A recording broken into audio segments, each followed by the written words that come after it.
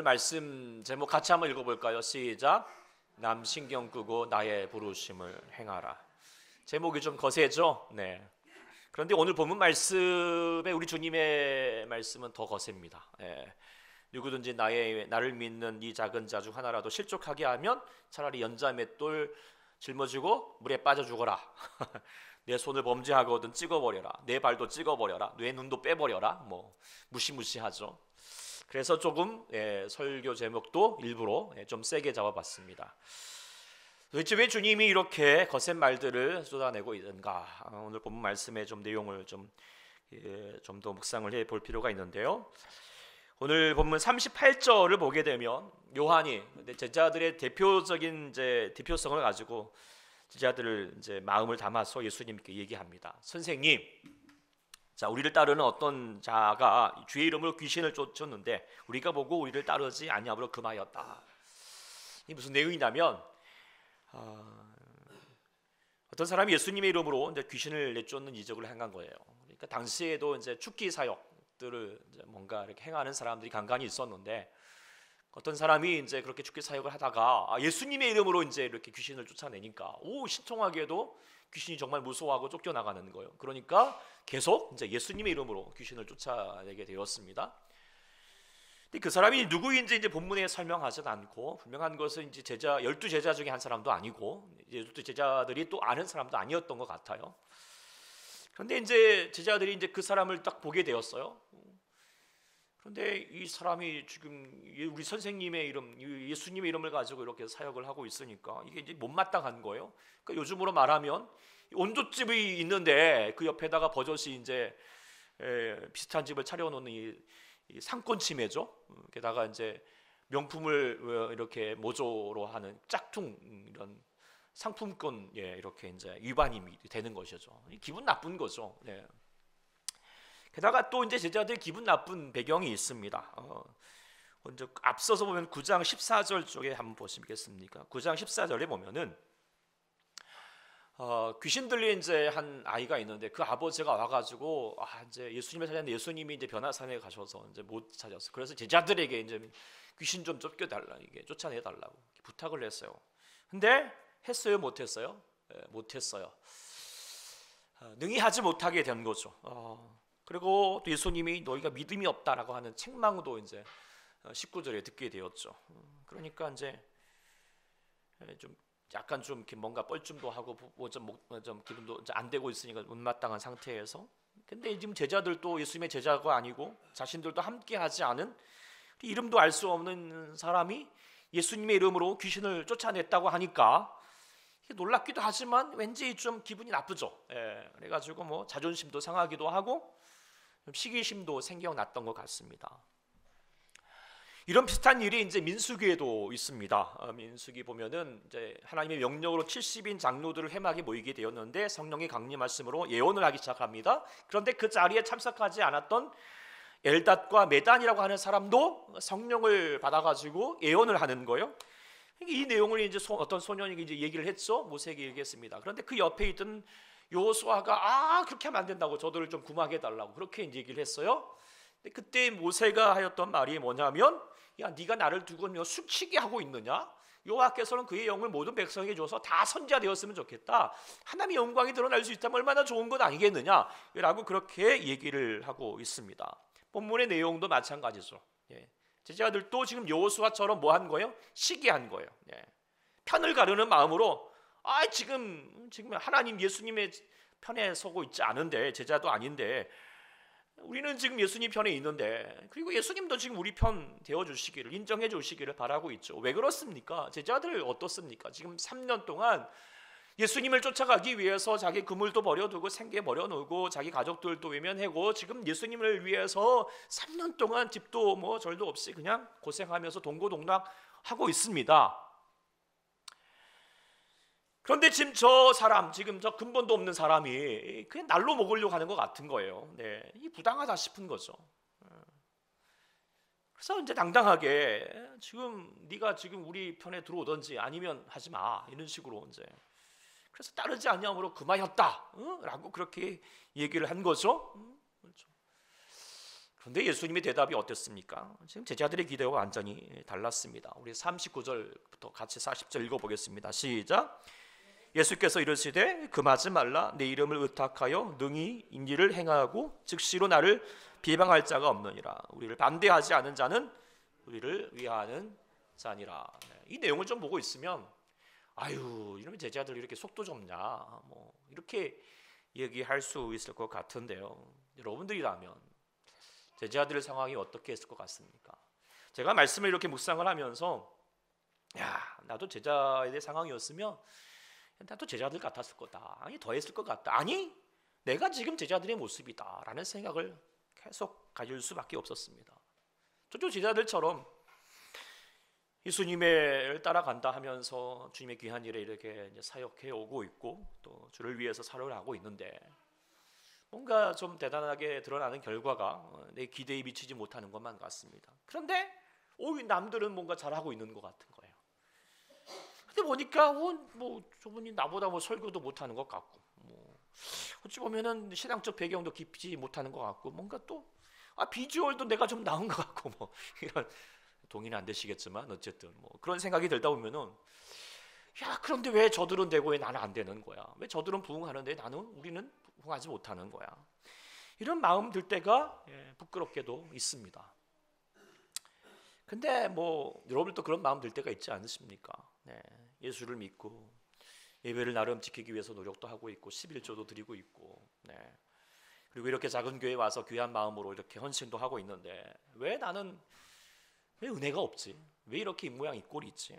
그러면서 왠지 좀 다른 선교들은 더 큰 은혜를 받는 것 같고 아유 뭐 우리 교회 좀 부족한 듯하고 뭐 타교회 목사님은 뭐 더 능력이 많으신 것 같은데 왜 우리 교회 목사님은 이런 마음이 들 때가 있지 않으십니까? 아닌 척하고 계시지만 뭐 그럴 때가 아유 저는 있어요. 우리 교회 성도들 왜 이러나 뭐 이런 생각을 가질 때도 없잖아 있거든요. 그래서 제자들이나 저희들이나 다 똑같은 거예요. 시기하고 편을 가르고.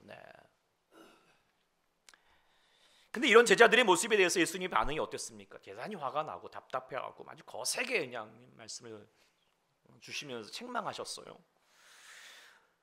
왜 지금 제자들은 우리가 지금 이렇게 수고했고 이렇게 했는데 왜 우리 지금 예수님 우리 편 들어 인정해주지 않고 왜 그렇게 나무라느냐? 왜 예수님의 생각과 제자들의 생각이 다른가?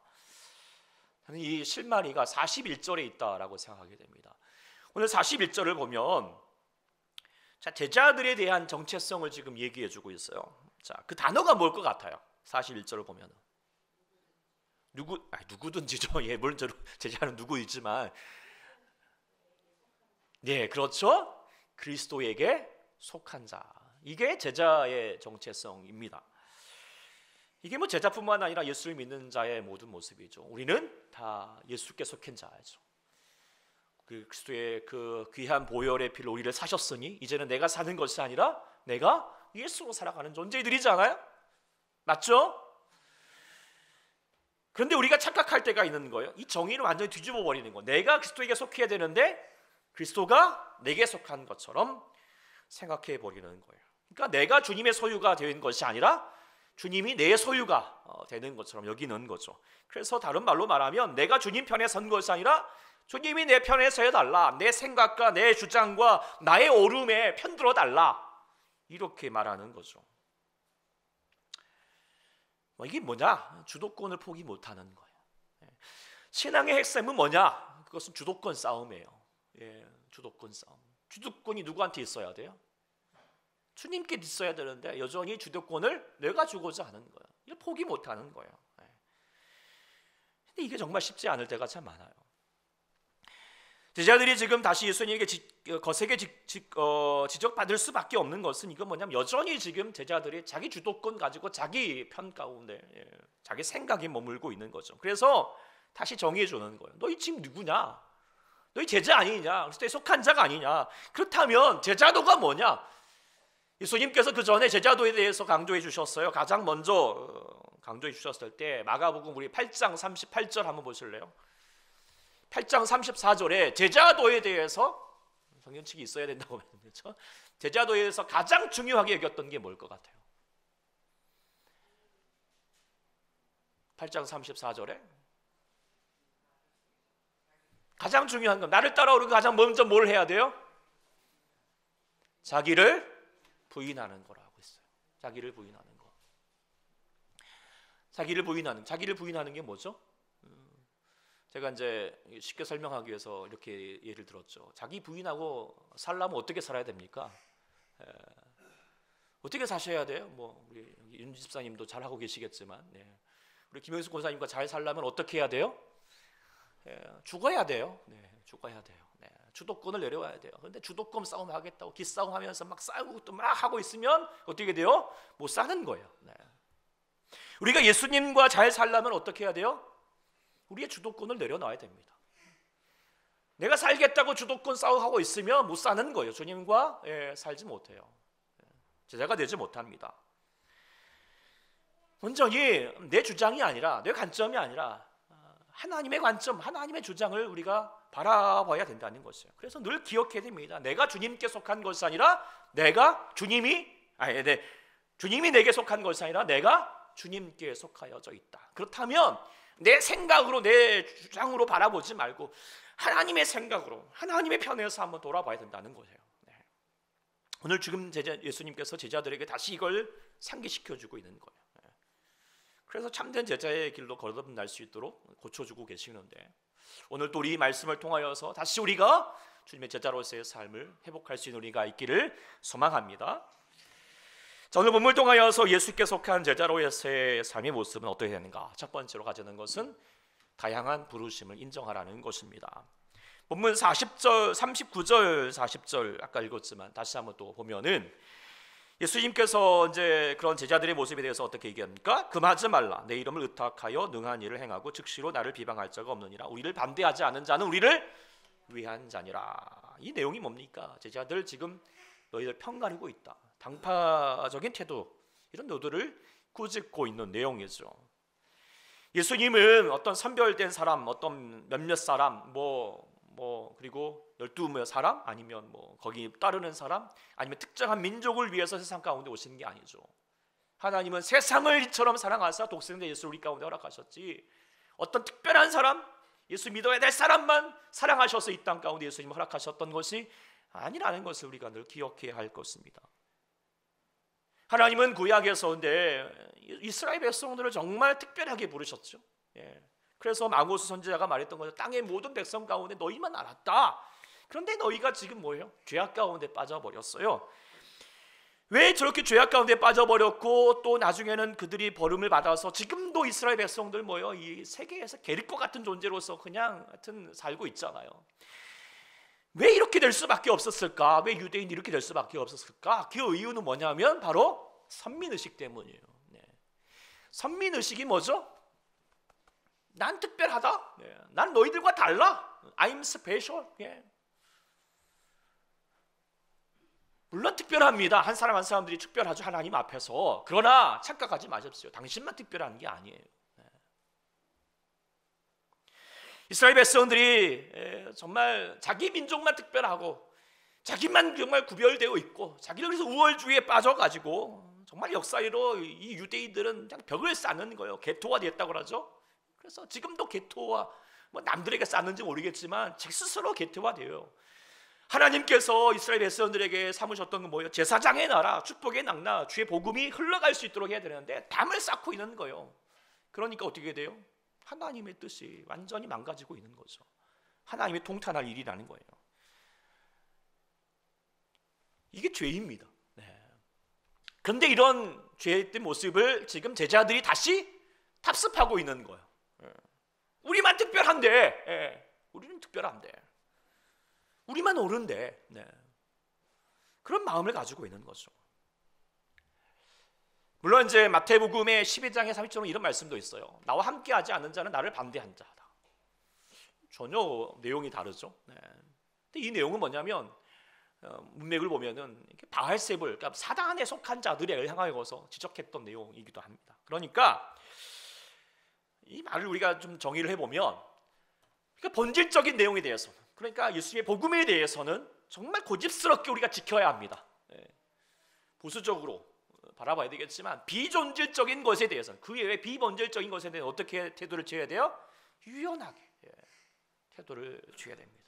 그런데 우리가 그 반대로 행할 때가 많잖아요. 복음에 대해서는 별로 고집스럽게 행하지도 않으면서 비본질적인 문제를 가지고 쓸데없는 것에 더 고집하고 그냥 싸워대는지 모릅니다. 그런데 표를 가릅니다. 대한민국이 지금 이 문제로 얼마나 시끄럽습니까? 선거철이 다가오면서 서로 당파주의에 빠져가지고 하여튼 그런 내도가 얼마나 진절머리가 나지 않습니까? 미국의 오바마 대통령이 2010년에 그 이라크전 종전 선언을 하면서 이런 말을 했대요. 이라크전을 반대한 사람들도 있고 찬성한 사람, 그것 때문에 막 편이 갈라졌지만 말하기를 이렇게 말을 했어요. 이라크전을 찬성하였던 애국자들, 그리고 이라크전에 반대했던 애국자들, 다 귀합니다. 그 뭐예요? 너희가 행하는 모습은 달랐지만 본질은 같다. 뭐예요? 외국하고자 하는 마음, 그걸 인정해주고 있는 거죠. 과연 우리나라도 좀 그럴 수 있을까 싶어요. 넥타이 하나도 마음대로 못 차잖아요. 제가 이거 차고 있으면 그런 당입니까? 네. 편을 가르는 모습들이 얼마나 많습니까? 네. 이런 당파적인 모습들이 저 용산과 여의도만의 모습이 아니에요. 더 지독한 곳이 어디예요? 교회예요, 교회. 네. 수많은 교회가 있지만 한국 교회에 등록된 교단만 200개가 넘는다고 합니다. 미국의 역사 300년이 넘는데 기독교 장로교 역사가, 거기는 지금 기껏 3개 4개 교단으로 갈라져 있고, 스코틀랜드 교회도 400년이 넘는데 거기도 4개 교단이라고 하는데 우리나라는 몇 개? 200개. 그래서 누가 한국 교회를 말하기 이렇게 말해요. 한국 교회는 예수님과 그리스도가 싸워가고 있다. 어떤 내용인 줄 알 것 같죠? 예수교 장로, 기독교 장로에 얼마나 그거 갈등하고 서로 으르렁거리고. 왜 그럴까요? 자기 교단만 특별하다는 거예요. 네. 선민의식이죠. 교단에서 하나님 앞에 속하기를 원하는 것이 아니라 우리 교단이 하나님이 우리 편이야. 예수님 우리 편이야. 우리 교단이 특별해. 우리 교단이 예수님이 인정해주고 계셔. 예수님을 내가 속하려고 하는 거예요. 아닙니다. 우리는 예수님께 속해야 됩니다. 예수님께 나아가야 됩니다. 그렇다면 내 생각이 아닌 예수님의 생각, 내 관점이 아닌 하나님의 생각으로 봐야 할 것입니다. 하나님의 관점으로 보면은 이런 교회 모습에 대해서 어떻게 생각하실까요? 네. 보고 있으면 마치 전쟁을 나가야 되는데 전쟁터에서 아군끼리 총질하고 있는 거예요. 그러면 이게 어떻게 되겠습니까? 전쟁에서 아군끼리 총질하고 있으면 이거는 싸우기도 전에 이미 끝난 거예요. 질 수밖에 없어요. 그걸 보고 있는 대장의 마음은 어떨까요? 화가 나죠. 화딱지가 나겠죠. 아니 지금 싸워도 적군과 싸워서 이길까 말까 하는데 같은 뼈끼리 싸우면 어쩌자는 말인가. 우리 대장 예수님이 보면은 이게 정말 답답한 노릇이거든요. 힘을 모아서 우리는 적군과 싸워야죠. 우리 적군이 뭐예요? 저 악한 영들과 죄를 짓게 하는 세력들과 또 복음을 흐리게 하는 저 이단들과 그를 향하여서 교회가 연합하여서 싸워가야 되는데 교회끼리 싸우고 성도끼리 싸우고 목사 장로가 싸우고 그러고 있으면 뭐예요? 하나님 보시고 있으면 그냥 과간인 거죠. 그냥 화딱지가 나는 거예요. 그래서 예수님이 지금 화가 나고 있어요. 너희들 지금 아군과 적군도 구별하지 못하고 있느냐. 하나님 나라에서 치명타가 되는 거예요. 그래서 예수님이 계속 강조해요. 너희가 서로 사랑하라. 너희가 서로 하나가 되어라. 하나가 되어라. 근데 사단은 철저하게 반대로 가게 하게 하죠. 서로 이간질시키면서 미워하고 정말 갈등하게 하고. 예수님 답답하십니다. 사랑하기도 바쁜데 왜 미워하고 있느냐? 왜 에너지를 거기에 쏟고 있느냐? 왜 서로 갈등하면서 그거에 마음을 빼앗기고 있느냐? 우리의 에너지를 우리가 하나가 되어서 저 세상을 향하여서 주의 복음을 전하고 저 악한 영들을 향하여 싸워가야 되는데 왜 거기다가 쓸데없는 에너지를 쓰고 있느냐? 우리 각각의 부르심이 있습니다. 그 갈란티의 쓰임과 사역이 다 다른 법인데 다를 뿐인데 왜 틀렸다고 얘기를 하는가? 그 틀렸다는 기준이 누구 기준입니까? 자기 기준입니다. 하나님의 기준에는 아니에요. 뭐예요? 다를 뿐이라는 거죠. 우리가 그 마음을 가질 수 있기를 소망합니다. 우리의 기준이 아니라 하나님의 기준으로 봐야 됩니다. 적군과 아군을 헷갈리지 마십시오. 옆에 사람 바라보십시오. 저 사람이 적군일까요? 아군일까요? 아군이죠. 여러분의 집안을 가보십시오. 여러분의 가족을 바라보십시오. 여러분의 모든 직장 동료들 가보시며 적군일까요? 아군일까요? 아군들이. 그들과 하나 될 수 있는 자가 될 수 있기를 소망합니다. 싸우지 마십시오. 편가르지 마시고 다 하나님 안에서 한 가족임을 기억하는 자가 되어야 하겠습니다. 두 번째 주님이 말씀하고 계시는 것은 뭐냐? 같이 한번 읽어볼까요? 시작. 남보다 자신을 먼저 돌아보라는 거예요. 오늘 본문을 보고 있으면 제자들이 자기들의 편에 들지 않았다고 그러면서 귀신을 쫓아내고 있는 사람을 시기했습니다. 우리는 못하고 있는데 저들은 했다라고 하는 그런 마음인데요. 그런데 제자들이 원래 못했던 것이 아니에요. 자, 마가복음 6장을 한번 보시면, 자 6장 7절에 보면은, 자 예수님께서 제자들을 둘씩 파송할 때 어떤 권능을 주셨어요? 나 책들 좀 말씀을 보시면서 얘기를 하셔야죠. 예. 어떤 권능을 주셨어요? 6장 7절 귀신을 제어하는 능력을 주셨다라고 했어요. 그리고 정말 그렇게 나가서 사역했더니 정말 귀신을 쫓아내기도 했어요. 그런데 지금 9장에 와서는 이 하나의 귀신을 쫓아냈어요? 못했어요? 못했어요. 아마 이제 당한 게 있겠죠. 그때는 했는데 6장에서는 했는데 지금 9장에서는 못하고 있잖아요. 왜 안 됐을까? 그 귀신은 그때 귀신하고 달랐을까? 지금 귀신은 더 셌을까? 예수님께서 그 이유를 분명하게 말을 했어요. 왜 안 됐을까? 19절에 얘기합니다. 뭐 때문이에요? 19절 9장 19절 뭐 때문이에요?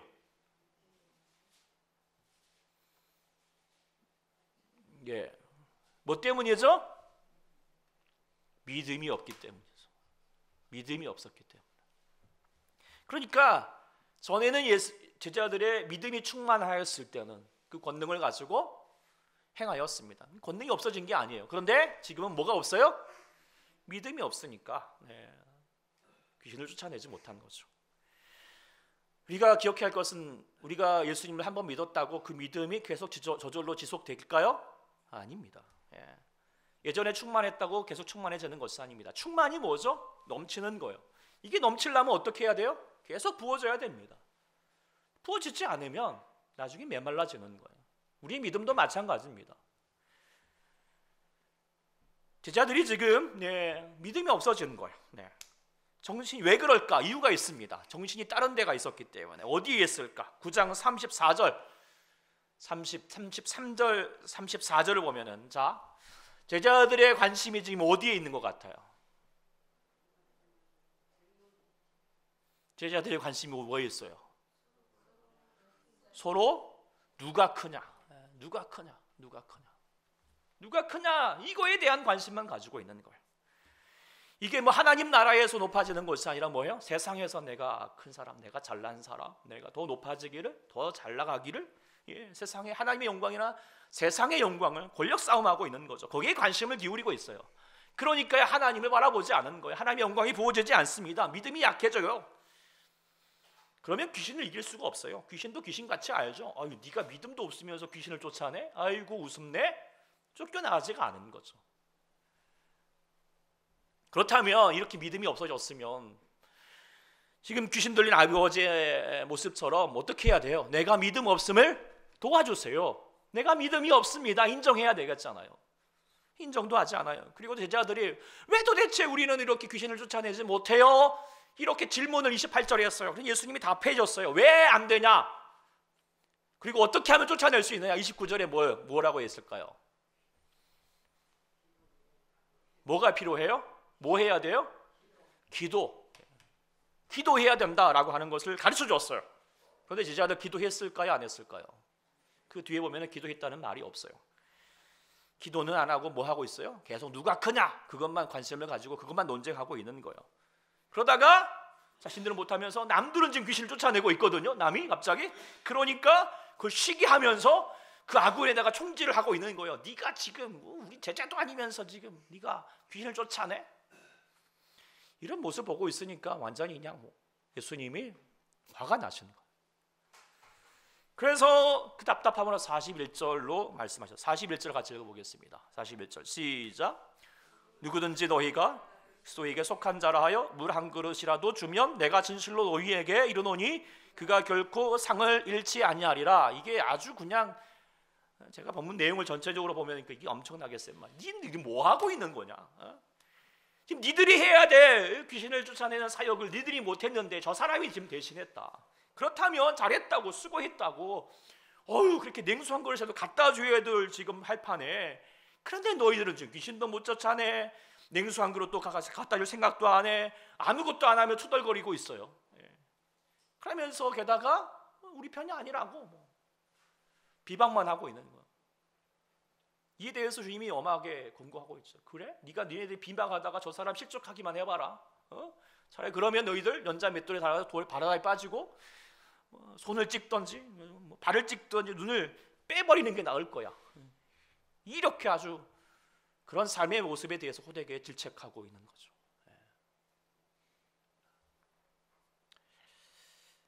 운동하다 보면 꼭 그런 사람이 있는데, 저도 이제 테니스를 치다 보면은 꼭 그런 사람이 있어요. 막 하다가 잘 안 되면 막 탓을 해요. 막 하면서 이 테니스 채가 안 좋다고, 오늘 날씨가 안 좋다고.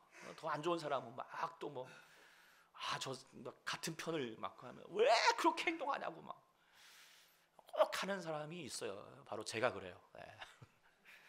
그러다가 꼭 안 되면 실수. 사실 실수가 아니거든요. 뭐예요? 이게 실력이에요. 근데 인정하고 싶지 않으니까 괜히 핑계를 대는 거죠. 차라리 그냥 나중에 조용하고 그냥 소위 말해 입 닥치고 다음 공을 볼 생각을 해야죠. 근데 이런 사람의 태도를 가진, 이런 삶의 태도를 가진 사람이 많죠. 우리 학생들도 시험 보고 나서 성적이 안 좋으면 이번 시험에 내가 실수를 했다. 아니면 선생님이 이상한 문제를 냈어. 아니면 시험 보는데 파리가 윙거렸어. 이렇게 괜히 이런 핑계.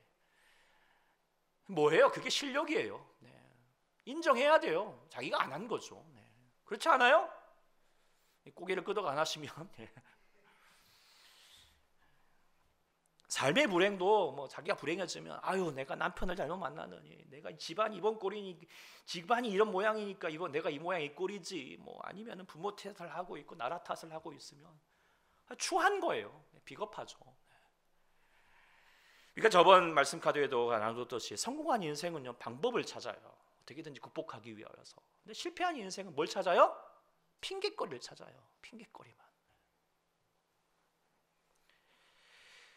물론 삶이 어려움이 있죠. 또 억울할 수도 있어요. 그러나 삶이 마음대로 돼요? 다 그런 일들 당해요. 극복해 가야 돼요. 그리고 결국 중요한 문제는 환경이 중요한 게 아니에요. 누구의 문제요? 내 문제거든요. 내가 어떻게 감당해 가느냐. 그렇다면 내가 부족했으면 나의 부족함을 인정하고 그 실패를 극복하기 위해서 노력해야 되죠. 그런 사람이 성공하잖아요. 그게 하나님 나라도 마찬가지입니다. 근데 제자들 지금 뭐 하고 있습니까? 자기의 믿음 없음도 인정하지 않아요. 자기 연약함 부족하지, 기도해야 되는데 기도하지 않으면서, 그런데 남이 지금 저거 하고 있으니까 그걸 시기하면서 응원을 못할 망정 그냥 냉수 한 그릇도 뭐라도 해야 하는데 그러지도 않으면서 그냥 아무것도 안 하면서 그냥 남 탓만 하고 있고 투덜거리고 있으면서 예수님 아주 짜증이 나죠. 그러면서 말하는 거예요. 말씀하시는 거예요. 뭐예요? 남 신경 끄고 너나 잘하세요. 너나 잘하세요. 우리 주님께서 여러분의 모습 보면서 어떠실 것 같아요? 여러분의 삶의 태도를 여러분 한번 돌아보십시오. 여러분 어떤 모습이십니까? 우리 모두 이런 답답한 모습 이루지 않기를 소망합니다. 늘 항상 우리가 남 신경 쓰지 마시고 뭐예요? 먼저 내가 잘하자. 먼저 나를 돌아볼 수 있는 자 돌아볼 수 있기를 소망합니다. 세 번째 같이 읽어보겠습니다. 시작. 나의 작은 사람들에게 최선을 다하라 라고 하는 거예요. 제자들이 지금 자기네 부족함을 인정하기는커녕 아무것도 안 하면서 자기들을 대신하여서 귀신 쫓아내고 있는 사람을 책망하고 핀잔을 주었습니다. 실족하게 했죠. 왜 그랬을까? 그 사람을 향하여서 지금 제자들이 가지고 있는 생각이 있어요. 그게 뭐냐? 예수님이 표현해 줬어요. 42절 보면은 뭐라고 그 사람을 향하여서 얘기합니까? 바로 누구든지 나의 이 작은 자. 이건 예수님의 생각이 아니라 제자들의 생각이에요. 제자들이 보기에 저 귀신 쫓아내는 저 사람 어떤 사람이다? 작은 자이다. 네. 하찮은 사람이다. 우리와 함께 하지도 않고 그냥 그냥 겉돌려서 아무것도 안 하다가 예수님 앞에 이름 가지고 그 귀신을 쫓아가고 있는 저런 별것도 아닌 사람이 하찮은 자가 그렇게 생각하고 있는 거죠. 그래서 무시하고 함부로 대한 거죠. 왜 그런 마음을 가졌어요? 제자들의 마음에 지금 관심이 뭐였어요? 누가 크냐? 누가 크냐? 큰 사람, 대단한 사람, 나에게 도움이 되는 사람, 그런 사람만 구하고 있고요. 찾고 있는 거 되고 싶은 거예요. 근데 지금 별것도 아닌 사람, 하찮은 사람, 무시한 거죠. 근데 예수님의 생각은 완전히 달랐어요. 예수님의 관심은 너희가 생각하는 그 작은 자가요 얼마나 귀한 사람인 줄 아느냐? 네가 만일에 저 사람 무시해가지고 비방해가지고 실족하였다? 그렇다면 너 가만두지 않을 거야? 너 어떻게 돼? 그 사람 하나라 마음 하나라도 다치게 하면 내 육체가 온전하지 못할 줄 알아라. 너한테는 작을지 몰라도 나한테는 저 사람 엄청 큰 사람이야 라고 얘기해 주는 거예요. 작은 자가 아니라는 거예요. 우리가 작게 여길 수 있는 사람, 내가 하찮게 여길 수 있는 사람이 있습니까? 없습니까? 없습니다. 그런데 우리는 때로는 내가 내 주위에 있는 사람, 나와 함께하는 사람을 하찮게 여깁니다. 함부로 대합니다. 그러나 우리 주님께서 말씀하셨던 바가 뭐냐? 그 작은 자에게부터 최선을 다하라는 거죠. 그래서 뿐만 아니라 10장에 나아가면 너희 아내, 당시에 이 아내를 함부로 여겼던 문화들이 있었어요. 내 아내에게 최선을 다하라. 아내를 버리면 너 간음하는 거야. 그리고 이것도 아직도 깨닫지 못하고 막 또 나중에는 제자들이 그 아이들을 막 무시하니까 이때 예수님이 또 덧붙여 주는 말씀이 있었죠. 뭐라고 그랬어요? 이런 어린아이 하나를 내게 오는 것을 용납하고 금하지 말라. 하나님 나라는 이런 자들의 것이다. 내가 진실로 너희에게 이르노니 너희가 하나님의 나라를 이 어린아이와 같이 받들지 않고 이 아이를 섬기지 않으면 무시하면 결단 그곳에 들어가지 못한다 라고 하는 거예요. 우리들도 제자들처럼 되기 쉽잖아요. 큰 사람 되고 싶고 큰 사람을 찾습니다. 그리고 뭐예요? 또 큰 일을 하고 싶죠. 큰 사역을 이루고 싶어요. 내가 지금 여기서나 있어야 되는가? 내가 그때 가서 하나님을 섬기고 하겠다. 착각하지 마십시오. 그때 하는 것이 아니라 뭐예요? 지금 여기서 너에게 주어지는 그 작은 자, 네가 하찮게 여기는 그 작은 자에게 최선을 다하라는 것을 말씀해주고 계십니다. 네가 지금 옆에 있는 사람에게 하찮게 대하면서 하나님 나라 들어갈 생각하지 말라는 거죠. 여러분은 어떻습니까? 여러분에게 주어진 여러분의 사람들, 여러분의 남편과 아내와 자녀와 부모와 직장 동료와 지금 옆에 있는 사람이 어떻게 보이십니까? 작은 자로 보이십니까? 큰 자로 보이십니까? 한번 봐보십시오. 작은 자이십니까? 함부로 대해도 될 사람인 것 같습니까? 큰 자로 대하십니까? 귀한 사람인 줄 믿습니다. 귀하게 대하십시오. 말만 하지 마시고 탓하지 마시고 함부로 판단하지 마시고 행하십시오. 뭐 대단한 거 해라는 것이 아닙니다. 주님이 뭐 하라고 했죠? 냉수 한 그릇이라도 줘라. 냉수 한 그릇이라도. 저 사람이 지금 목말라가 있다면 냉수 한 그릇이라도 줘라. 할 수 있는 거, 당신이 할 수 있는 거 그거라도 좀 해라. 말만 하지 말고. 오늘 여러분들도 여러분의 집에 가셔서 남편과 자녀들에게 또 함께하는 사람들에게 냉수 한 그릇 주실 수 있기 바랍니다. 물 먹이라는 말이 아닙니다. 뭐 하라는 거죠? 섬기라는 말입니다. 오늘 힘든 자에게 또 아픈 자에게 전화라도 한번 하시고 생일이 있으면 축하라도 해주시고 고마워하시고 감사해 하시고 행할 수 있는 자가 될 수 있기를 소망합니다. 그럴 때 하나님이 약속하셨습니다. 내가 결코 상을 잃지 아니하리라. 너에게 상급을 더하시겠다. 할렐루야. 이것이 하나님의 은혜입니다. 오늘 우리가 다시 한번 이 말씀을 생각하시면 정말 제자들의 모습과 우리는 별반 다르지 않습니다. 들도 막 편을 가르고 마음대로 막 하나님 내 편 들어달라고 하나님마저도 편 가르고 있는 우리들의 모습이 있습니다. 그런데 우리가 다시 한번 기억하십시오. 우리의 시선으로 바라보지 마시고 하나님이 어떤 마음이실까? 하나님 보시기에는 다양할 뿐입니다. 다 같은 편입니다. 적군하고는 헷갈리지 마시고 다 하나가 되셔서 같이 하나님의 시선으로서 그 다름을 인정하고 그 다름을 귀하게 여길 수 있는 자가 될 수 있기를 소망합니다. 그리고 남 신경 끄시고 뭐예요? 자기를 돌아보십시오. 나의 부족함, 내가 믿음 없음, 그렇다면 어떻게 해야 돼요? 기도해야 합니다. 그리고 큰일 큰 사람 찾지 마시고 내게 맡겨진 작은 사람, 그 사람에게 더 최선을 다하십시오. 귀하게 여기십시오. 말만 하지 마시고 뭐라도 하셔서 이렇게 주님께 섬기며 나아가면 하나님께서 여러분에게 귀한 상급을 더해 주실 줄 믿습니다. 아멘. 기도하겠습니다. 주 하나님 아버지, 오늘도 주님 아버지 앞에 나오는 저희의 모습 속에 오늘 제자들의 모습이 있었음을 고백하게 됩니다. 하나님, 우리가 주님께 속하여서 나아가는 것이 아니라 주님이 내 편 되어주시고 내가 원하는 대로 나의 시선에서 내가 원하는 대로 살기를 원하고 계시고 있음을 깨닫게 됩니다. 하나님, 우리 이 연약한 모습들을 하나님 용서해 주셔서 주님께서 원하시는 하나님의 관점으로 바라볼 수 있는 자가 되게 도와주시옵소서. 하나님은 한 사람 한 사람들을 지금도 사랑하시고 귀하게 여기시고 저들 소중히 여기셔서 하나님의 사랑으로 이끌어가기를 원하고 계시는데 우리가 때로는 서로 비방을 하고 서로 원망을 하고 서로 탓하고 그런 모습 속에서 하나 되지 못하고 있는 저들의 모습을 보게 됩니다. 하나님, 저희가 우리의 마음을 다시 한번 우리가 편가르는 이 마음들, 이 교만한 마음들 내려놓게 하시고 회개하게 하셔서 무엇보다도 내 자신이 얼마나 부족해져 있는가, 얼마나 믿음 없고 있는가, 그렇다면 기도하는 자가 되게 하시고 무엇보다도 나에게 주어진 한 사람 한 사람들을 섬기면서 최선을 다하는 저희가 되게 도와주셔서 하나님의 귀한 상급을, 하나님의 귀한 나라를 일으켜갈 수 있는 저희가 되게 도와주시옵소서. 우리 특별히 초대교회가 그런 교회가 되게 도와주시옵소서. 하나 되게 도와주시고 한 마음이 되게 도와주시고 서로 아버지 하나님 또 기도하여서 일으켜 나가서 같이 한 마음을 가지고 교회를 정말 주의 나라를 위해서 헌신할 수 있는 우리 모두가 될 수 있도록 역사하여 주시옵소서. 간구하며 예수님의 이름으로 간절히 기도하옵나이다. 아멘.